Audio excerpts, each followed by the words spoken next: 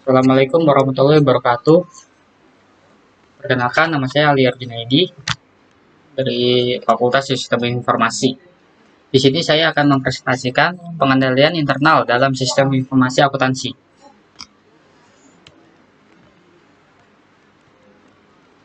Pengendalian internal dalam sistem informasi akuntansi.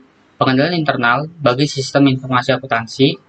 Sistem informasi akuntansi merupakan kerangka acuan dalam pelaksanaan proses akuntansi dalam sebuah organisasi. Proses akuntansi yang menghasilkan laporan keuangan haruslah terjamin secara memadai, dapat terhindar dari kesalahan penyimpangan baik yang disengaja ataupun tidak.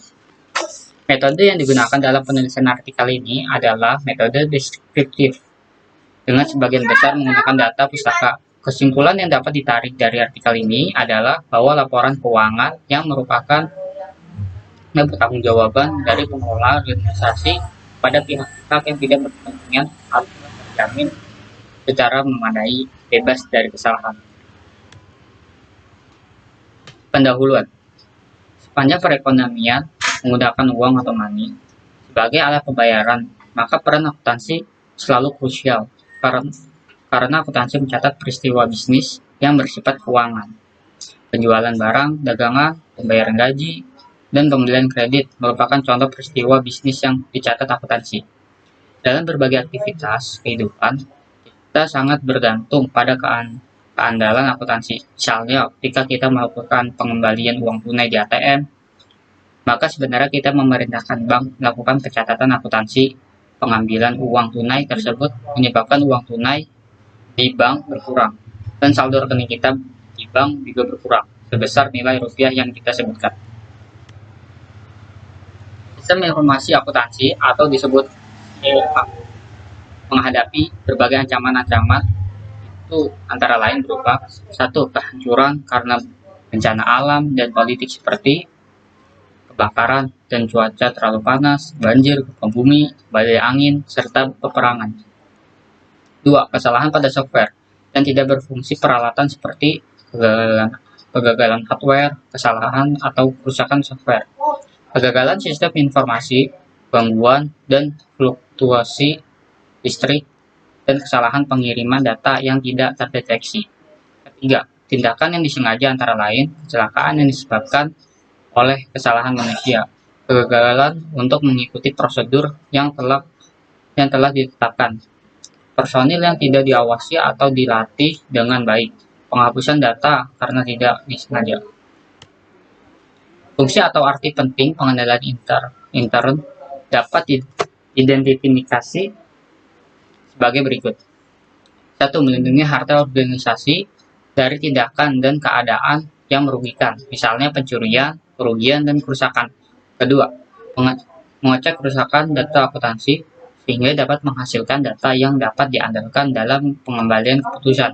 3. Meningkatkan efisiensi usaha dalam beroperasi. Hal ini dimaksudkan untuk menghindari pengulangan kerja yang tidak perlu dan merupakan pemborosan dalam seluruh aspek usaha.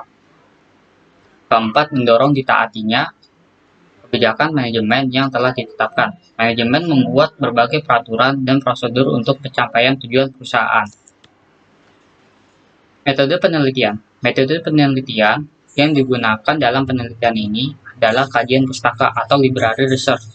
Teknik pengumpulan data yang digunakan adalah studi pustaka, yaitu pengumpulan data yang dilakukan dengan cara meninjau buku-buku referensi yang ada di perpustakaan.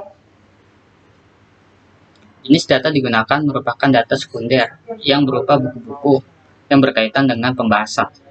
Analisa data menggunakan metode deskriptif, yaitu mendeskripsikan hasil penelitian dan kemudian menarik kesimpulan. Hasil penelitian, komponen-komponen pengendalian internal merupakan subsistem yang membentuk sistem pengendalian internal. Keberadaannya sangat penting, karena apabila salah satunya tidak ada, maka sistem pengendalian internal akan menjadi lemah dan tidak efektif dalam mencegah kesalahan dan penyelewengan.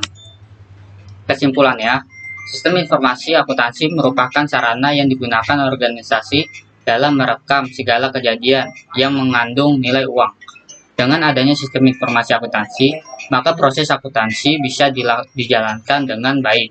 Proses akuntansi yang diawali dengan adanya transaksi, kemudian direkam dengan bukti transaksi. Langkah selanjutnya dilakukan pencatatan jurnal, buku besar, neraca saldo, dan laporan keuangan. Sekian presentasi dari saya dari kelas 07 shift 001 sistem informasi.